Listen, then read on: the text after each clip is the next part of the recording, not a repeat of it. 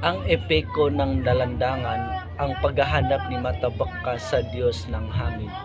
Isang buod na halaw mula sa daepek ni Damia Jr. Pinilit ni Matabaka ang kanyang kapatid na si Agyo na sabihin sa kanya ang babalang ibinahagi ng tumanod gabay na kaluluha. Napansin kasi ni Matabaka na hindi makasali ang kanyang kapatid noong nakaraang araw dahil sa babalang ito. Ito ni Agyo na sinabi sa kanyang na tumanod na naghahanda lusubin ni Imbununga ang dalangan. Ang kaharian ni Agyo, kapag nangyari ito, mawawasak ang dalangan at mamamatay ang lahat ng nakatira rito dahil sa Imbununga ang may hawak na kapangyarihan, taklubo na kayang lumikha ng napakalakas ng mga ipo-ipo at ang banglaw kung saan nakatira ang pinakamarahas ng mga bagyo. Nang marinig ito, tumawa lang si Matabaka at sinabi sa kapatid na wala siyang dapat ipag-ala. Iniwan ni Matabaka si Agyo pumunta sa kanyang silid at naghanda upang umalis. Kinuha niya ang kanyang libon, ang sisidlan ng mga nganga at kung ano-ano pa. Sumakay siya sa kanyang sulanday, isang malaking salakot na nakalilipad. Tahimik na tahimik siyang lumipad palayo ng dalandangan. Nang malaman ni Agyo ang pag-alis na ito ng kanyang kapatid, nag-utos siya na kanyang mga kawal na hanapin ito. Nagpadala siya ng mga sundalo upang harangin ni Matabaka at ibalik siya na dala. Malayo ang nilipan ni Matabaka, ngunit narating niya ang bahay ni Imbununga. Bumaba siya sa gitna ng silid kung saan nakaupo si Imbununga nang nagulat biglang paglitaw ng isang napakagandang dalaga sa kanyang harapan. Para kay Imbununga, para isang sinig ng araw ang pagdating ni Matabaka. Nagkunwari si Matabaka na naligaw lamang napunta dalandangan at nagtanong kung paano makapunta nito. Sa pag-iisip na sasabihin ni Imbununga ang ilan sa mga plano niyang sa paglusob ng dalandangan. Hindi nagtagumpay ang plano ni Matabaka. Sinabi ni Imbununga na hindi siyang magbibigay ng kahit anong impormasyon hanggat hindi siyang pinakasalan ni Matabaka. Hindi rin makakaalis si Matabaka dahil pinigil ni Imbununga ang paglipad ng sulanday gamit ang kanyang kapangyarihan ng hangin. Napilitan si Matabaka na pakasalan si Imbununga, samantala hindi rin nagtagumpay ang paghahanap ng mga tauhan ni Agyo kay Matabaka. Naging mabuti asawa si Matabaka, ngunit hindi niyang nalimutan ang kanyang misyon. Nang makita niya kung saan itinago ni Imbununga ang taklobo at baklaw, nag-isip siya agad ng isang plano. Binigyan ni Matabaka ng isang anga-anga na may halong pampatulog si Imbununga. Nang bumagsak ang Diyos na nakatulog dahil sa nganga, agad na kinuha ni Matabaka ang taklobo at baklaw at tumakas sakay ng kanyang sulinday. Nang magising si Imbununga, napansin niya agad na nawawala si Matabaka. Napansin rin na nawawala ang kanyang taklobo at baklaw. Inutusan niya ang kanyang mga tauhan na habulin ang tumakas na si Matabaka gamit ang kanyang kapangyarihan ng hangin. Pinigil ni Imbununga ang paglipad ng sulinday. Bumagsak ito sa dalampasigan sakay si Matabaka.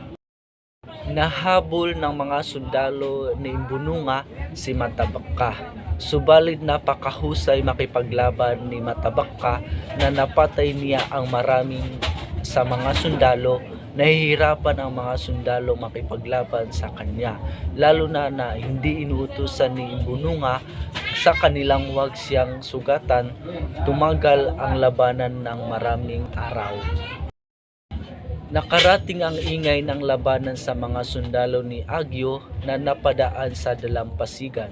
Sumugod ang mga sundalo at tinulungan nilang makatakas si Matabaka. Dumiretso siya sa nalandangan. Natuwa si Agyo na makita si Matabaka sa pagkapagod na hindi maakyat ang babaeng kapatid sa hagdan paakyat ang kanilang bahay. Agad siyang inalagaan ng mga manggagamot at binigay ng nganga na may kakayahang magbalik ng lakas ng sinumang ngamuyo nito. Ikinuwento ni Matabaka kay Agyo ang lahat ng nangyari, lalong-lalo na ang pag-alala sa kanyang niibununga at ang utos ng Diyos sa kanyang mga sundalong huwag siyang saktan. Naisip ni Agyo na tapusin ang laban at makipag-usap kay Imbununga.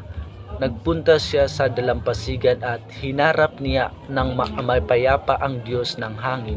Pumayag si Imbununga na wakasan na ang digmaan kung malaman lang niya ang nagnakaw ng kanyang tuklobo at baklaw.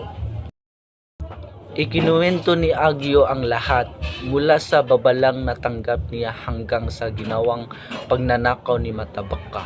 Ngumiti ng malaki si Imbununga at nagpahayag ng paghanga sa katapangan ni Matabaka. Subalit napawi ang ngiting ito nang makita niya ang nakapakaraming namatay dahil sa digmaan. Sinabi ni Agyo na kayang ibalik ni Matabaka ang lahat ng pumanaw. Dahil dito, ipinatawag ang bayaniyang babae at inuutos na bitbitin din ang taklobo at baklaw. Nang makarating sa dalampasigan, ibinalik ni Matabaka ang taklobo at baklaw sa Diyos ng hangin. Iwanasiwas ni Imbununga ang taklobo at humihip ang isang napakalakas na ipo-ipo sa mga naglalabang sundalo. Nanghina ang mga sundalo dahil sa malakas na hangin, kung kaya't natigil sila sa lahat ng pakikipagdigmaan. Nang matapos ang digmaan, isang-isang nilapitan ni Matabaka ang katawan ng mga pumanaw. Sinubukan niya ng isang nganga na pagbibigay ng buhay ang bawat isa sa mga patay. Nawala ang mga sugat ng mga ito at isang saglit pa, muli silang nakahinga at muli silang nabuhay. Pumunta ang lahat ng mga sundalo kay Agyo at kay Imbununga sa landangan. Nagdaos sila ng pesta upang ipagdiwang ang pagsasanib ng puwersa ng bayani ng Bukidnon at ng Diyos ng hangin, na hindi magiging posible kung hindi dahil sa katapangan ng babaeng bayanihang si Matabaka. Tatalakay ng klase ang binasang epeko. Maaring gamitin gabay ng talakayin ang sumusunod ng tanong. Ilarawan si Matabaka. Bukod sa kanyang kasarian, paano siya naging iba sa naunang bayani ng epeko na nabasa si Aliguyon? Dahil siya ay marahil na matalino kaysa ibang tao na hindi alam ang gagawin, kundi magtanga-tangahan lang sila. May naging epekto kaya ang pagiging babae ni Matabaka ng kanyang mga kinikilos pati na sa naging daloy ng kwento? Mayroong, dahil bilang babae na ipakita niya ang pagiging matatag sa ibang ng pagsubok. Ano ang kaibahan ni Matabaka sa ibang babae superhero na kilala mo? Mayroong, dahil bilang babae na ipakita niya ang pagiging matatag sa kabila ng pagsubok. Ano ang kaibahan ni Matabaka sa ibang babae superhero na nakilala mo?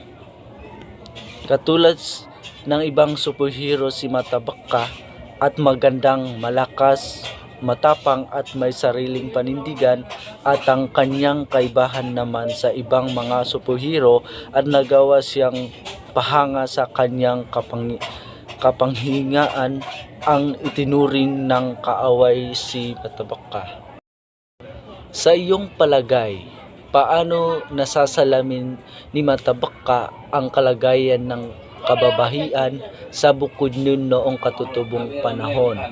Sa aking palagay, nasasalamin ni Matabaka ang katapangan at lakas ng loob ibahagi ng Bukidnon noong sinaunang panahon. Hindi nilang inihanda ang limitasyon, pinilit na digmaan ng kalalakihan ng kanilang panahon sa halip ng mananatili mapayapa katutubo at magbungkal ng tanim, sila ay may kakayahang sumali ng digmaan. Ano ang napansin mong pagkakapareho o pagkakaiba sa pagwawakas ng hudhud ni Aligayon at ng epekto ni Matabaka? Ang pagkakapareho ng hudhud ni Aligayon at ng epekto ng dalandangan, ang pagkakahanap ni Matabaka sa Diyos ng hangin. Sa kanilang wakas dito, ang pangunahing tauhan ay nag-uusap at nagkasundo upang tumigil ang mga nagaganap na labanan na nagtuto silang magkatawaran kung kaya't nagkaroon ng kapayapaan sa kanilang lugar. Bakit kaya ito ang napili wakas ng pananalaysay? Higit na mainip ang pagbibigay ng magandang wakas upang ang mga mambabasa ay masayahin na pinipili babasahin.